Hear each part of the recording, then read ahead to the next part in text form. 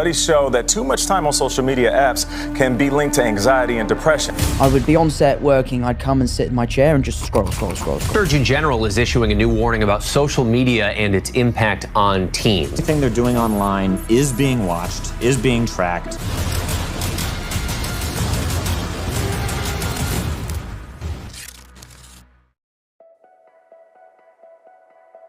Nineteen 1998 में पहली study हुई थी जिसमें पाया गया कि जितना इंटरनेट पर स्पेंड किया गया टाइम बढ़ता है उतना ही फैमिली से कम्युनिकेशन डिक्लाइन होता है, जो आगे चलकर डिप्रेशन और लोनलीनेस का कारण बनता है। हालांकि उस टाइम तक सोशल मीडिया एग्जिस्ट नहीं करते थे, सिर्फ इंटरनेट ब्राउजिंग, ईमेल और कंप्यूटर गेम्स हुआ करते थे।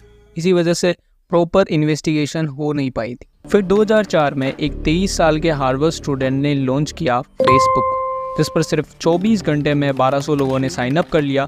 सिर्फ एक महीने में आधा से ज़्यादा अंडर ग्रेजुएट स्टूडेंट की यहाँ प्रोफाइल थी और सिर्फ एक साल में 1 मिलियन यूज़र भी कंप्लीट हो गए और धीरे धीरे ये पूरी दुनिया में फैलने लगा। फिर अदर सोशल साइट्स भी लॉन्च होने लगी। ऐसे ही 2014 में लॉन्च हुआ म्यूजिकली और शॉर्ट फॉर्म कंटेंट यहीं से फेमस होने लगा। फिर इसे 2018 के बाद टिकटॉक के नाम से जाना जाने लगा और सिर्फ इंडिया के 200 मिलियन यूज़र हो गए थे टिकटॉक के। लेकिन 29 जून 2020 को टिकटॉक और 58 अदर चाइनीज़ ऐप्स को बैन कर दिया गया। Indian government has banned dozens of Chinese-owned apps. मौका देखकर इंस्टाग्राम ने रील और यूट्यूब ने शॉर्ट लॉन्च किया और ऐसे बना आज का सोशल मीडिया। लेकिन सोशल मीडिया सिर्फ सोशल कनेक्शन और एंटरटेनमेंट के लिए नहीं है, इसके कई सारे फ़ायदे हैं। इसे अपने आर्ट फॉर्म को दिखाने का सबसे अफोर्डेबल और इफेक्टिव प्लेटफॉर्म है सोशल मीडिया। कई लोगों के बिजनेसेस इन्हीं प्लेटफॉर्म पर डिपेंडेंट है, या हमें वैल्यूबल कंटेंट मिल जाता है बिना किसी खर्च के। लेकिन सिक्के का एक दूसरा पहलू भी है। सोशल मीडिया मोस्टली पैसा कमाता है एडवर्टाइजमेंट से, इसलिए उनका एक ही ऑब्जेक्टिव है कि यूज़र को ज़्यादा से ज़्यादा स्क्रीन से चिपका कर रखे। इसलिए तो एक बार स्क्रॉल करने लगे तो पता ही नहीं चलता कब घंटों बीत गए। लेकिन सोशल मीडिया इतना एडिक्टिव है क्यों? तो इसके दो मेन रीज़न है। फर्स्ट, हमारे दिमाग का रिवॉर्ड सिस्टम, जिसे मेसोलिम्बिक सिस्टम भी कहता है, तो हमारे लिए सर्वाइवल और रिप्रोडक्शन काफ़ी ज़्यादा इंपॉर्टेंट है। इसलिए इनसे जुड़ी चीज़ें जैसे फूड, मेटिंग और सोशल इंटरेक्शन से रिवॉर्ड सिस्टम एक्टिवेट हो जाता है, ताकि इस रिवॉर्ड की फीलिंग के लिए हम बार बार इन चीज़ों को रिपीट करें। इसमें एक मेन रोल होता है डोपामीन का। जब भी हमारा माइंड रिवॉर्ड एक्सपेक्ट करता है तो डोपामीन रिलीज होता है। जैसे मान लो आपको चॉकलेट पसंद है, तो जब भी आप चॉकलेट देखोगे तो डोपामीन रिलीज होगा।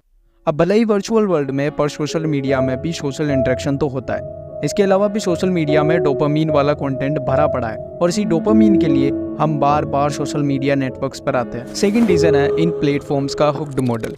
1950 में एक रिसर्च कंडक्ट हुई थी जिसमें एनिमल्स एक लिवर को प्रेस करते थे और उन्हें फूड एज ए रिवॉर्ड दिया जाता था, बट हर बार नहीं, रैंडमली, जिससे द रेट ऑफ रिस्पॉन्डिंग बढ़ गई, यानी वो बार बार उस लिवर को प्रेस करने लगे।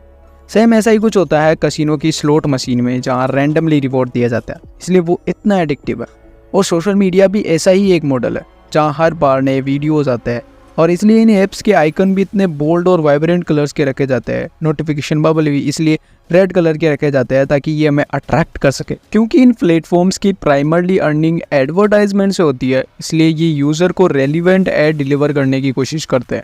जब हम किसी शॉपिंग प्लेटफॉर्म्स पर शूज़ देख रहे होते हैं तो बाद में सोशल मीडिया ऐप्स पर भी शूज़ के एड्स आते हैं। दरअसल जब हम साइन अप करते हैं तो डायरेक्टली तो हम अपना नाम, ईमेल या ज़्यादा से ज़्यादा मोबाइल नंबर देते हैं, पर जब हम माइक्रोफोन, कॉन्टैक्ट, लोकेशन और कैमरा जैसी परमिशन अलाउ करता है तो इसका रिजल्ट ये होता है कि इन प्लेटफॉर्म्स के पास हमारी कई सारी इन्फो का एक्सेस हो जाता है। जैसे जब एक टिंडर यूज़र ने 6 महीने तक टिंडर को ईमेल किया, अपने पर्सनल डाटा की रिक्वेस्ट की, तो टिंडर का रिस्पॉन्स आया और अराउंड 800 पेज का डाटा आया। सिर्फ एक यूज़र का 800 पेज का डाटा, जिसमें कितनी बार टिंडर यूज़ किया, कब और कहाँ से यूज़ किया, यूज़र की एजुकेशन, इवन फेसबुक और इंस्टा के पोस्ट, सब इन्फो थी। यानी टिंडर के पास यूजर से ज़्यादा इन्फॉर्मेशन थी। लेकिन इस डाटा का यूज़ सिर्फ एडवर्टाइजमेंट के लिए नहीं, बल्कि कई और जगह अनएथिकली भी किया जाता है।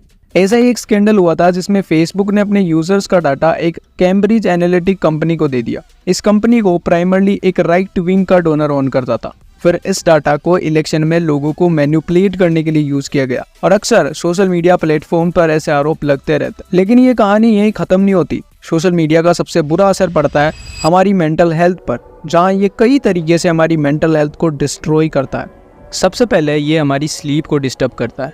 2019 की एक स्टडी में पाया गया कि इलेक्ट्रॉनिक डिवाइस और सोशल मीडिया के यूज़ से स्लीप क्वालिटी और ड्यूरेशन दोनों पर बुरा असर पड़ता है। ऐसी ही एक स्टडी में पाया गया कि जो स्टूडेंट सोशल मीडिया 3 घंटे से ज़्यादा यूज़ करता है वो अक्सर ख़राब स्लीप और ख़राब एकेडमिक परफॉर्मेंस से सफ़र करता है। ऐसा इसलिए होता है क्योंकि मोस्टली हम सोशल मीडिया रात को यूज़ करते हैं, जिससे कि स्क्रीन से निकलने वाली ब्लू लाइट मेलाटोनिन हार्मोन के प्रोडक्शन को इंटरफेयर करती है और यही हार्मोन हमारी स्लीप को रेगुलेट करता है।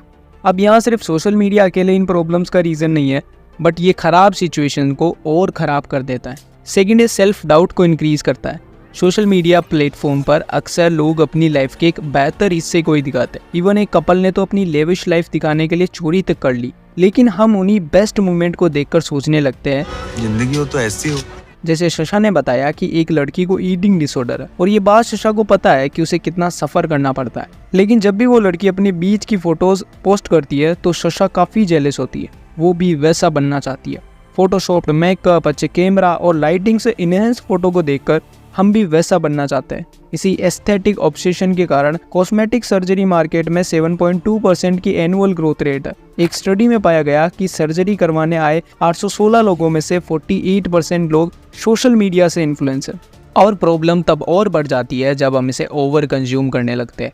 जहाँ 2005 में सिर्फ 1 मिलियन लोग सोशल मीडिया यूज़ करते थे, 2023 में अराउंड 5.4 बिलियन लोग सोशल मीडिया यूज़ करते हैं। फोमो के कारण हम बार बार सोशल मीडिया यूज़ करते हैं कि कहीं कुछ छूट ना जाए, और इसी ओवर कंजप्शन के कारण हम कई बार अनसाइंटिफिक और अनरियलिस्टिक चीज़ों पर भी बिलीव कर लेते हैं। जैसे कोविड पैंडेमिक के टाइम भी लोग अनसाइंटिफिक चीज़ें ट्राई कर रहे थे, क्योंकि इंस्टेंट रिजल्ट, लड़ाई झगड़ा, कंट्रोवर्सीज ह्यूमंस को ज़्यादा अट्रैक्ट करती है, इसलिए ऐसी फेक न्यूज़ 6 गुना ज़्यादा स्प्रेड होती है। मेलिसा, जो एक फॉर्मर डेमोक्रेटिक स्ट्रेटजिस्ट है, उनकी टेस्टिंग में पाया गया कि अगली कंटेंट ज़्यादा स्प्रेड होता है। अब जहाँ बड़ी उम्र के लोग भी इन चीज़ों से इन्फ्लुएंस हो जाते हैं, तो फिर इनका क्या? अब हम समझते हैं कि कैसे हम सोशल मीडिया के यूज़ को कम कर सकते हैं। सबसे पहले जानते हैं कि हैबिट कैसे बनती है। सबसे पहले हमें सिग्नल मिलता है, फिर क्रेविंग होती है, देन हम रिस्पॉन्स करते हैं, एंड लास्ट में रिवॉर्ड मिलता है। इस तरह एक हैबिट बनती है। तो यहाँ गड़बड़ शुरू होती है सिग्नल से, और ये सिग्नल हर किसी के लिए अलग अलग हो सकता है। जैसे कुछ लोग जब बोर होते हैं तब सोशल मीडिया यूज़ करते हैं, कुछ फ्रस्ट्रेटेड होते हैं तब, कुछ सोते टाइम तो कुछ उठते टाइम। अब हमें इसी सिग्नल को डिसअपीयर करना है। जैसे हम फ़ोन को दूसरे कमरे में रख सकते हैं या नोटिफिकेशन बंद कर सकते हैं। सेकंड तरीका है सोशल मीडिया के यूज़ को डिफ़िकल्ट बना के, क्योंकि ये काफ़ी ईजी टू एक्सेस है।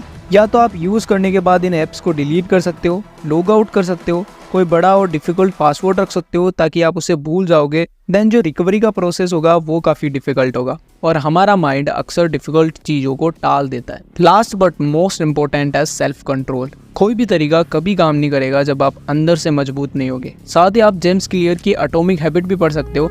खराब आदतों को छोड़ने के काफ़ी प्रैक्टिकल तरीके इसमें बताइए। फिलहाल के लिए बस इतना ही, मिलता है नेक्स्ट वीडियो में।